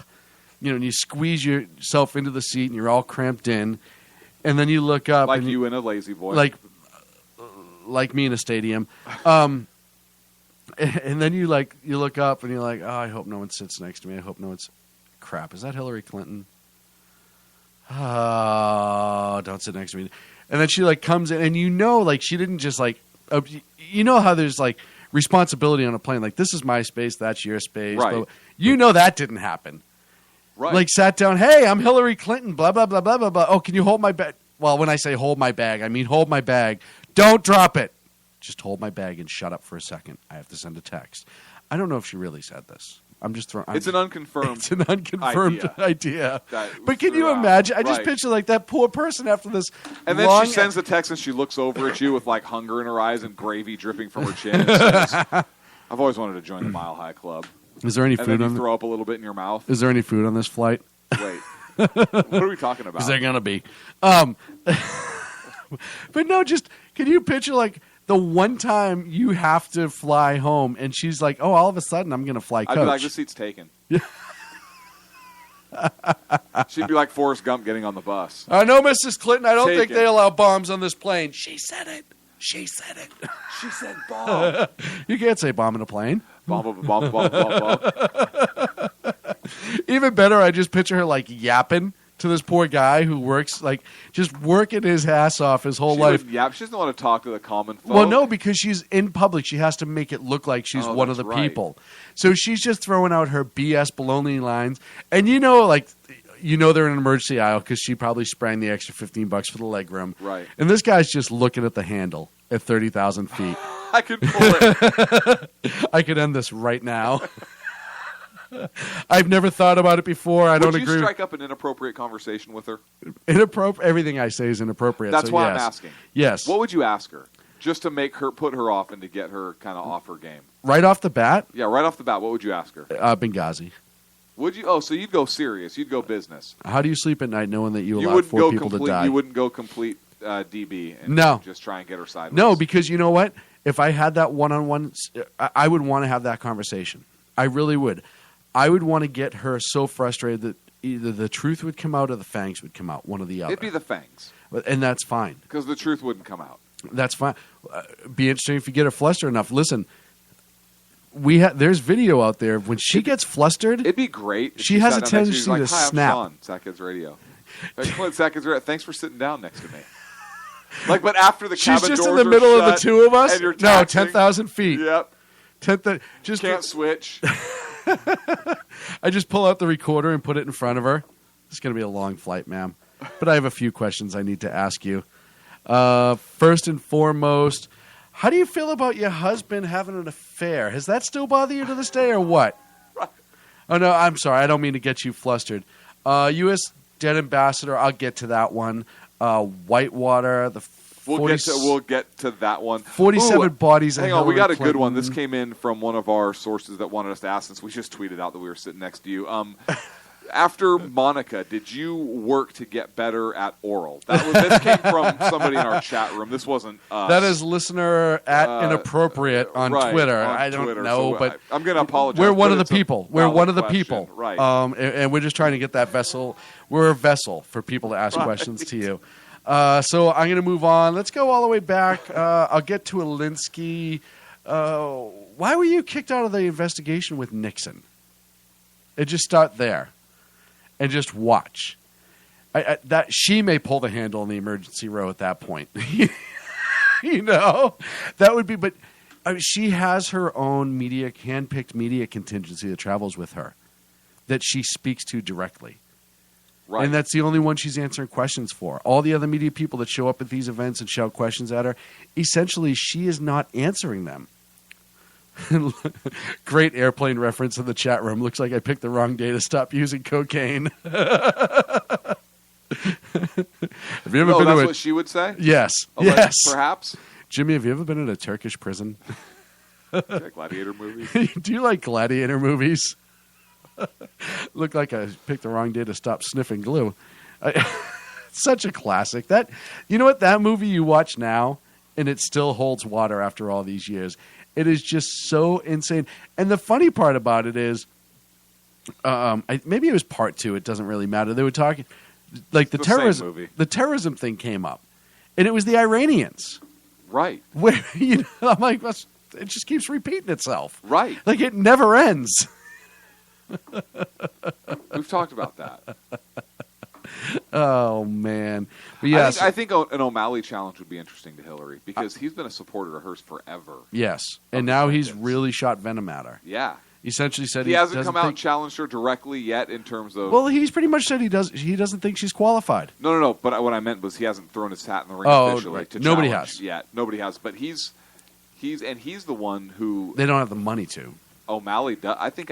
He could. Yes. I think out of any of the others, I think he's the one that has the financial backing to be able to do it. And he would pull, just based upon his support from the Clintons, he would pull a significant amount of money away from the Clintons, I believe. Right. He could split the Clintons out, and I think we've talked about that before. Yeah. But whoever the left throws their name behind is going to have a ton of money. And that's the sad part about it. Because people aren't going to donate because of the candidate. They're going to donate because the left wants them to. And you're going to have all the talking heads, all the people who owe taxes on MSLOD, and really they're just going to push to whoever that person is. Whoever Debbie Washman Schultz nods her nasty little face at to be the... Cackles and points at. I pick O'Malley. I mean, that's pretty much what's going to happen. And that could be a direct quote. That sounds... That was an audio clip, actually. Right, I think that was an audio clip of Debbie Wasserman. Thank you, Sacco. When we come back, talk about McCain versus Rand Paul. Yes. A little feud going on there. Old Cuckoo Clock McCain has some choice words. Yeah, no, we definitely... absolutely insane. And I want to touch on an interesting story out of Germany as well. Yeah, and there's a couple other stories I want to talk about. Yeah, we're not going to have time. So all right, we'll be back at 3 here on the Sackheads Radio Show on the SHR Media in a Network. World controlled by corrupt politicians. You got a business. You didn't build that. A team of ordinary men emerge from the ashes to give voice to the voiceless and hope to the hopeless. Sackhead Sean. Dude, I'm not saying calf for the stupid promo. Sackhead Clint. All good friends of ours usually show up drunk. Also starring Sacco as the producer. I'm a little bit drunk, 'cause I'm drinking. They are the Sackheads Radio Show. Every Wednesday at 8 p.m. Pacific on shrmedia.com.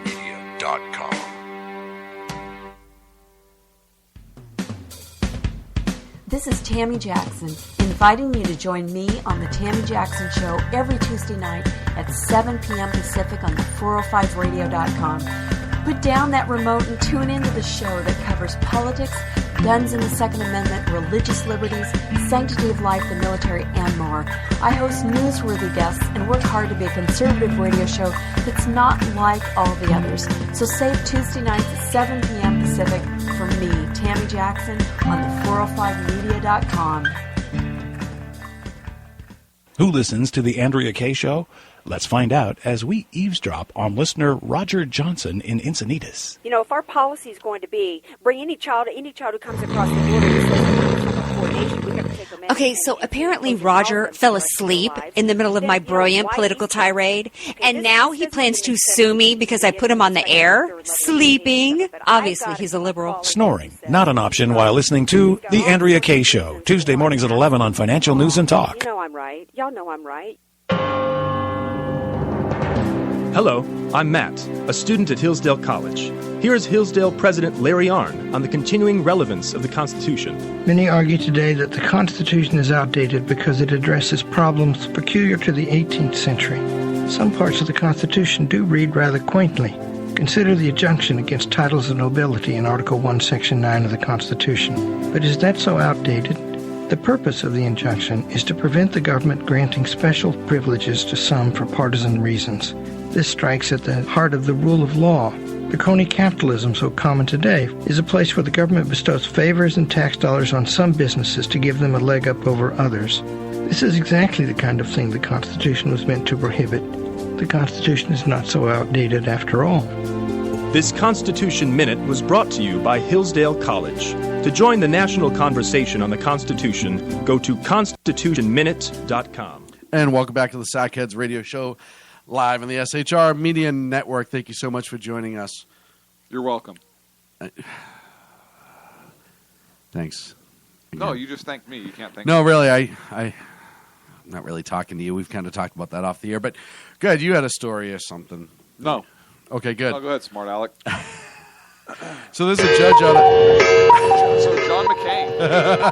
That's our John McCain sound right there. I love that sound. So earlier, Not yet. no, not yet. Rand Paul called John McCain and Lindsey Graham lapdogs for Obama's foreign policy earlier this week, and I think it was an absolute accurate description of those two wingnuts. That's politically correct, right? Is McCain a protected class yet because he's old? I think, I think there's some class protection there. So, okay. So the old guy. The old guy. But John McCain came out and said that Rand Paul is the worst possible candidate when it comes to the issue of national security. Way to support the team, pal. Yeah. Does that mean anything? No. I think John McCain is just so far gone at this point. I think John McCain saying that is actually like a backdoor endorsement. Right. I think anyone is like, Rand Paul. McCain doesn't like him, so well, this guy's probably pretty good. And I know the argument out there is, well, he's on the Armed Services Committee, so he has some sort of insider information. No, he's a wingnut. He's almost like the guy from Office Space who keeps getting moved around. And he's now in the basement, and they're not really paying him anymore, but he just keeps showing up. That's kind of where McCain's at right now. Right. He says Senator Paul is the worst possible candidate of the 20 or so that are running on the most important issue, which is national security. Now, first of all, I didn't know we had 20 people declare yet. Right. Well, at his age, you just throw a number out there arbitrarily. Okay, I'm sorry. 1 inch is not 6 inches, John McCain. So I don't know Egg says he is a protected class because he's an actual historical landmark. I did not know that. I did not. I didn't know that either. Oh, somebody else said he smells like pee. He's like the uncle who keeps showing up at Thanksgiving dinner even though he smells like pee. Gotta love our listeners. Unconfirmed.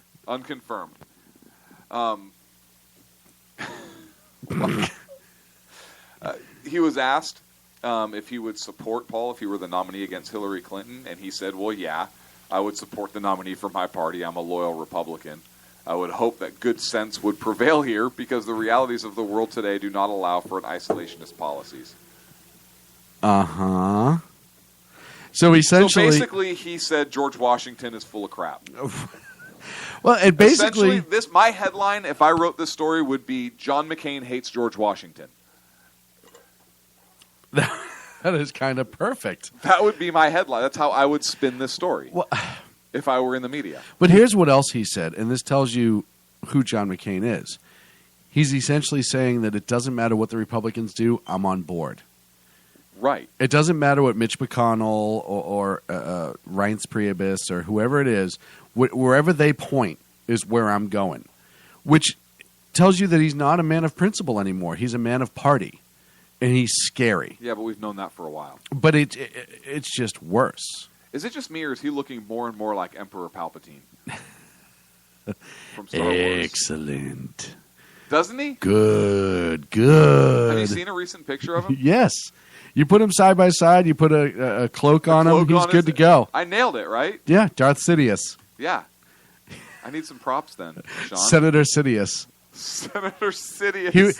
Emperor Palpatine was Senator Palpatine before he was Emperor. So yes, he was. Vis-a-vis. So look, whatever that means. Well, maybe this is why McCain doesn't want a presidential election. Maybe he just wants to become emperor. Jersey Joe says he is old enough to know George Washington, and they were classmates. So maybe he doesn't like George Washington. Maybe they didn't get along. And this could be why he doesn't like his isolationist policies.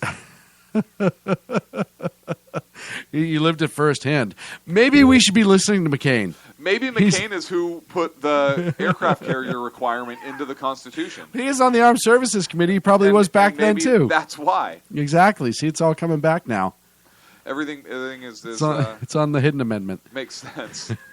The 20 or so that are running. Really? I only know the 20 or 3. so. Yeah. What are you watching, a marathon? What? Right. Are you watching the Boston Marathon, John? They're not all running for office. Yeah. They're running a race. Yeah. Just, I know the Kenyan won again, but still, John, come on. All right. The other story I wanted to talk about. There's a former Auschwitz guard. Yes. Former SS sergeant that is actually going on trial for his role in the operations of Auschwitz. Oh, that's what it says on the board? I thought SS Accountant was another ship we were taking out of my mothballs. No, yeah, we are. I was like, we have a ship called the Accountant? So Oscar Groening is being tried in court. His trial started on nickname Moaning. Tuesday. Moaning and Groaning. That was his partner, that right? Was his partner. Right. Yeah, and that's where the phrase actually comes from. Most people don't know that. Even we can find humor in this. And the fact that it was at Auschwitz makes your dark humor even sicker about the moaning and groaning. It's about his name. Whatever. It had nothing to do with anything else. It was the context, though, and you're being censored for your actions right now by SHR Media. So he's being tried on 300,000 counts of accessory to murder, which in Germany carries a potential sentence of 3 to 15 years. Yeah. What? Right. Let me say that again. Where is this, California? He is being tried on 300,000 counts. Is he being charged in California? Right. New York, what? 3 to 15 year mandatory sentence. So it's mandatory. What? I did not know that was the sentencing on that. Yes. That is absolutely ridiculous. Yes. But he's being tried under this new theory that Germany is trying, where it's basically, hey, if you helped operate a camp, like if you were a cog in the wheel, you can be held accountable. And this is kind of a new thing because he's testified in other Nazi war crime trials as what he witnessed while he was there. And he was called the accountant because his job as a sergeant, when the trains would roll in with the cattle cars full of the Jewish people, when they came out and they were separated and most of them went to the death chambers, he would get their belongings, and actually the money that was stolen from them, he would keep track and tally all of the money.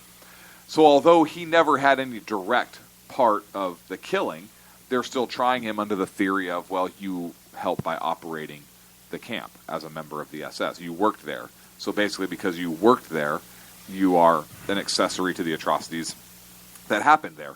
And he has gone on and testified before about the things he'd seen and the atrocities that was there. And he talks about it, about how processing the Jewish people as they came in. And in his testimony, it was very orderly. And they finished calm one train and orderly first before they had the second train behind that was pulled up, and then they'd open it up and process that train. Very methodical in how he described the operation. talked about how sometimes you had up to 5,000 people that were quote-unquote processed within a 24-hour period. But that's frightening. Yeah. So he's 93 years old, and he's talking about his role and kind of what was happening there at the camp. And so, but the debate is, this guy had no direct correlation, no direct link to the killings. There's no evidence of that at all. But just the fact that he worked there, should you hold somebody accountable simply because they were in the military and worked at a particular installation? He wasn't an officer either. No, but he was a sergeant. So if he said no, he's not going to do his duty, he would have been killed, most likely. Yeah, but he was a sergeant in the SS. He wasn't just a German soldier. He was an SS sergeant. Right. You had to actively become part of the SS. You had to work. It was actually, for them, it was considered a hierarchy. You didn't just waltz into the SS. It wasn't like enlisting. They didn't waltz. I think they You didn't goose-step. Or they goose-stepped. I think they goose-stepped into it. But you didn't just show up and become part of the SS. And one of the things, too, that's striking about this that makes me think he has more than he's letting on as far as what he did, you're also not in charge of the money of the people who are being brought in. If you're not trusted. If you're not trusted. Exactly. And if you're trusted, you're part of the inner circle. You know, I think this guy is guilty. I think he has a hand in it just as much as any other SS But has a guard. hand in what? You think he actually took part in the killings? By his actions, yes. How? How? He was helping processing. Right, but how does that have anything to do with the killings themselves? If he didn't operate the gas chambers, he wasn't actively herding them towards... I think being an active member in the Now, that's SS... different, right? If you're actively herding them or whatnot. So does that mean every member of the SS should be tried? Yes. Okay. I believe so. Okay, then on that theory, I understand where you're coming from. I absolutely believe so. You know, the German soldiers... Because they were a member of an organization. They were a willing member of a political organization whose one of its main So if goals somebody from was... the Ku Klux Klan Mhm. were to murder a minority member, should And all it- should No. all Klansmen No. be held for that murder? Why no, not? They're totally, part of- no, why not? totally different argument How you're so? having here. Because now, if the Klansmen started a murder machine killing millions of blacks and they were involved, yes, absolutely. Every single member. An individual, yes. Okay. An individual action because they're doing the same thing that the Nazis did. And I believe that if you were a willing participant of the So SS... every member of ISIS, every single member, whether they actively participated in beheadings or not, should be tried because they came out that they're killing people based on ideology now. Yeah. Much like the Nazis did. Yep. And it's the first time this I'm recent okay with video it. came up. I'm okay with it. So try them all. Yes. Just for being a member of the organization. Yes. Okay. Because if you're willingly part of that organization, knowing what the atrocities are doing, they're doing, if you will. You really think he knew, being the accountant there, of all these dead people's clothes, that they knew they were actually killing them and they weren't just dying of natural causes? Do you honestly believe that, Sean? Yes. I believe when you can process train full of cars a day. And there's only 3 people tending the garden. Yeah, exactly. Yeah, at some point you have I think that's a stretch, even for you. I think at some point you have to turn around and say, where did they go? Right. Like, what's that? Where'd that big mound come from all of a sudden? I may not be great at math, but I'm pretty Which sure. is why I'm counting money. Which is why I'm in charge of the money. Right. I'm pretty sure there's more going in than coming out. Listen, he knew, and he was actively involved in it. I'll buy that argument. And I really believe that listen, if the guy was there for 2 weeks and was like, all right, I got to get out of here. I'm going to go to the Eastern Front and work out there. Like, okay, that's a little bit different. Because I understand. This guy was here for a while. He was here for a year and a half? Yeah. Something like that? Look, so I agree with you. I like sparring the debate and kind of bringing that side up. Mm-hmm. But we talked about this at dinner a little bit. Like you said, and I think that's the exact argument we had, is if you have somebody in a criminal organization and you have some members do a single act or a couple acts or whatever, you hold those individual members accountable.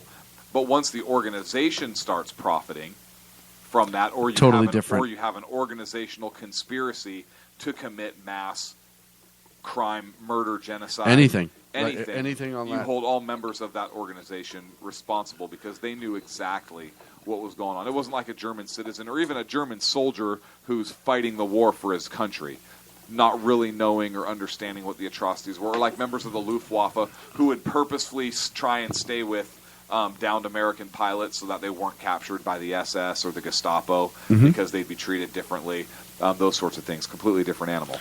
Well, and you know, it becomes, and Jersey Joe sent me a message saying, hey, someone giving false information on what was going on, and if you questioned it, meant they'd kill you. Right. I have to believe, and maybe... But he's accounting for property of...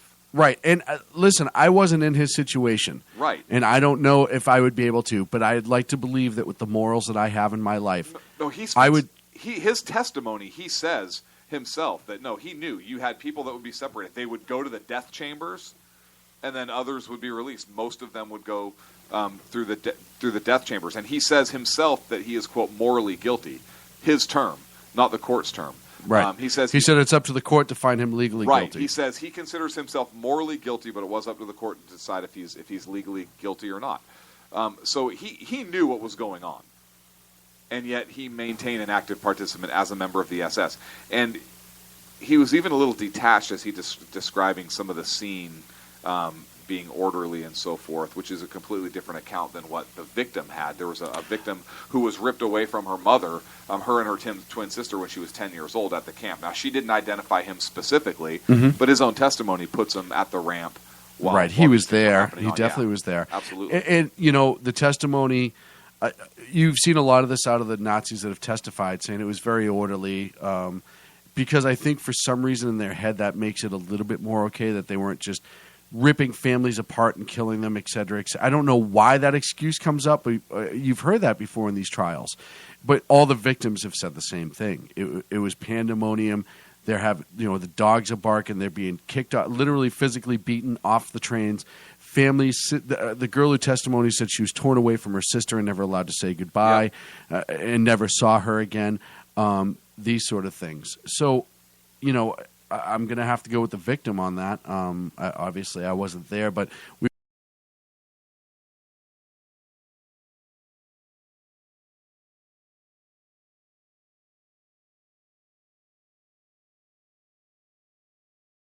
'93, this guy will probably die unless he gets 3 years. Maybe he might survive that. How do you get 3 years for that? Well, because it's 1 year per 100,000. What's the problem? You have a story. I do have a story. So I actually came across this on the Pundit Press. Our good friend Dan Butcher and everybody else who writes for it. There's a ton of writers. But there's a Kentucky judge who claimed a 3-year-old victim was too racist and gives an armed robber a light sentence. A life sentence? Good. Light. L-I-G-H-T, light. Oh. Judge's name is Olu Stevens, gave an armed robbery and home invasion suspect a light sentence because of, like I said, he said that the sentence because the judge felt the young girl was being racist for telling her mom that she feared black people after the crime. So this had nothing to do with the crime itself. The judge made the sentence based on a statement that she made on things that occurred after the crime. As a result of the crime. The mother's testimony at one point said, whenever we're running errands, if she sees a black male, she holds on to me tight and begs to leave. It is effective.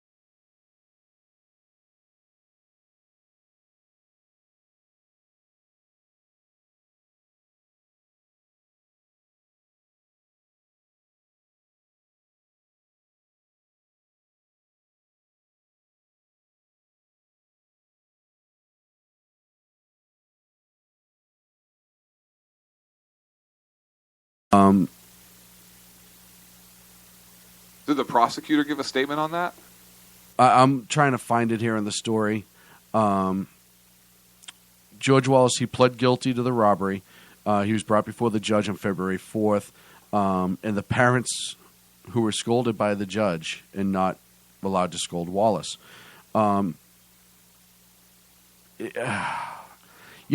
If you were that parent, would you have taken that from the judge? I wouldn't. No, I would have been kicked out or gone to jail. Yeah, absolutely. I probably would have gone to jail. Right. And this Judge Stevens, Circuit Court judge for the 30th Judicial Circuit, which presides over Jefferson County, Kentucky. And has there been any blowback on the judge for this? A lot of people are upset, but he came out in a statement later and said, "I wasn't criticizing the victims. I was criticizing a statement that I thought was a generalization against an entire people of race. I was cautioning the parents against allowing racial stereotypes to impact their behavior and that of their child." That statement alone is ignorant, and here's why. Many of victims who have what is known now as PTSD, and victimization, PTSD is a regular part of that. Yeah. You have these victims who part of the crime that was committed against them have triggers. Certain things, and I won't get into the type of crimes, but it may be a certain type of voice. It may be a sound or a song or a color. That's a color? A Like a color, race? like if it was a red shirt that somebody was being victimized Could it be by. a skin color or skin tone? It could very well be. It could just be this fact that she's a young girl and was victimized by somebody, and the trauma, she may never have looked at his face.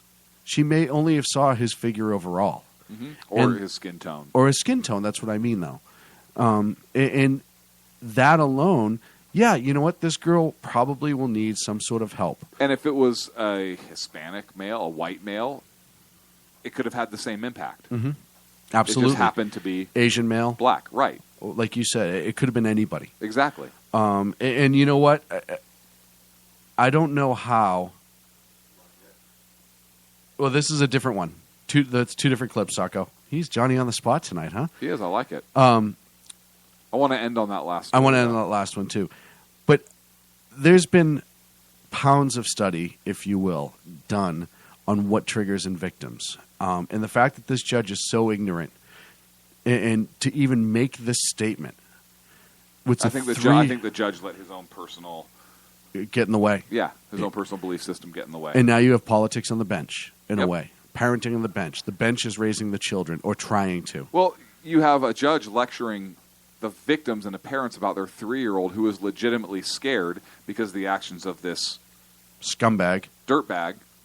And instead of showing empathy for the victims or for the 3-year-old and saying, hey, I understand that what happened is a tragedy and a crime and has impacted you, and there are services available to get through this so that we don't have any long-lasting psychological issues or trauma and can deal with some of the racial issues. If that's a concern of his, he could come about it another way, right? But to give this individual a light sentence because he didn't like what the 3-year-old said, this judge, a grown adult, in theory, right, is supposed to, it can't understand that a 3-year-old, they have very basic emotional responses, right? They don't understand or have the ability to fully think through what it is they're they're 3-year-old doing. children. They're It's a 3-year-old 3-year-old children. girl. They have, right, you tell them no, they can't have a Hot Wheels car, and they hate you. I mean, my biggest question is if, there was 2 people that was arrested.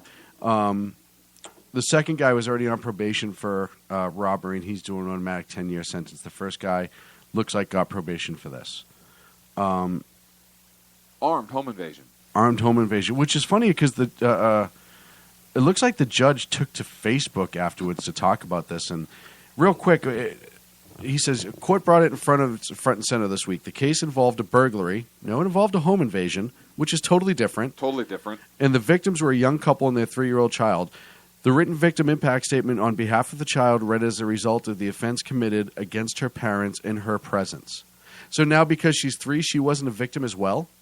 He assumed, or he's injecting his own thought that the child isn't being victimized. So if she's not being victimized, then there's no trauma. If there's no trauma, then she must just be a racist little kid being raised by racist parents, is what it sounds to me like he's trying to say. The child is in, quote, constant fear of black men. The statement written by her mother continues that the child clings to a parent whenever the presence of a black man. The incident, the mother concluded, has affected her relationship with her African-American friends. I read the statement aloud in court for a reason.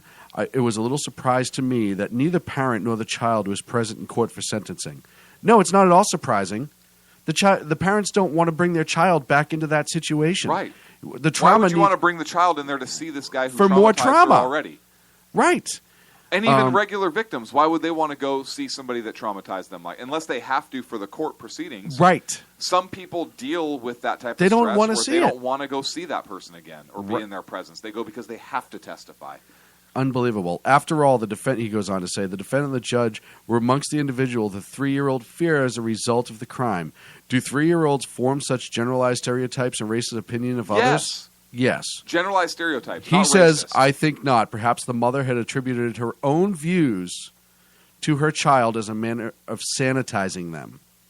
Let me be clear, the statement played no role in the sentencing decision, and the Commonwealth disavowed the statement. Needless to say, I am deeply offended, however, that this statement was put forth for the purpose of persuading me to impose a lengthy prison sentence.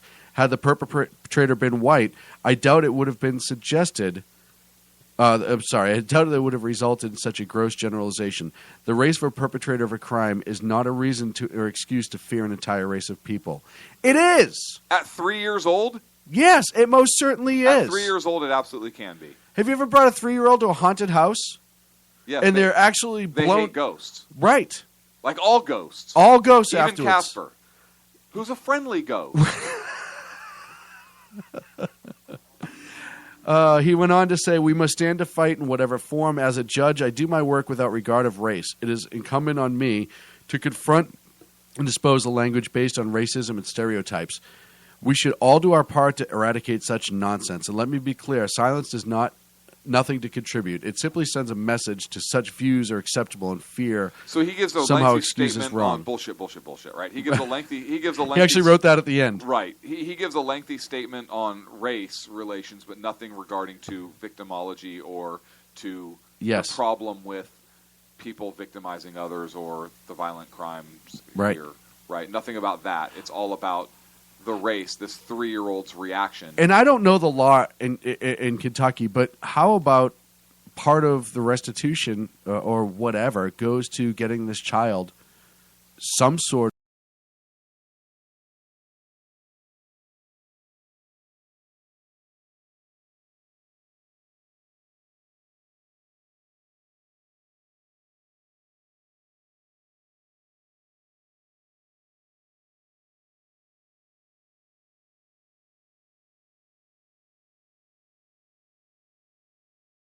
So you just reinforce the stereotype by treating her because you don't like what she had to say at 3. Right.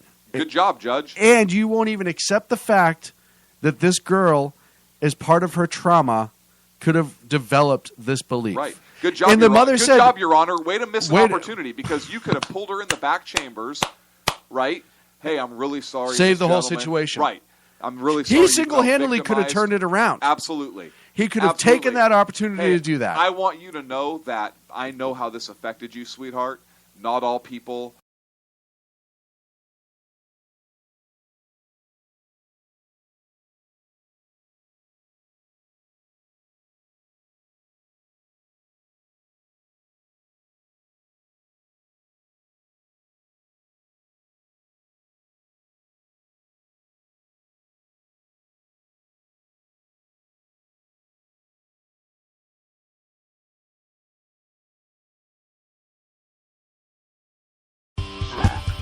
The best late night conservative talk show in America. In America. In America. And in this web was a large, I'm pretty sure it was the biggest spider I've ever seen.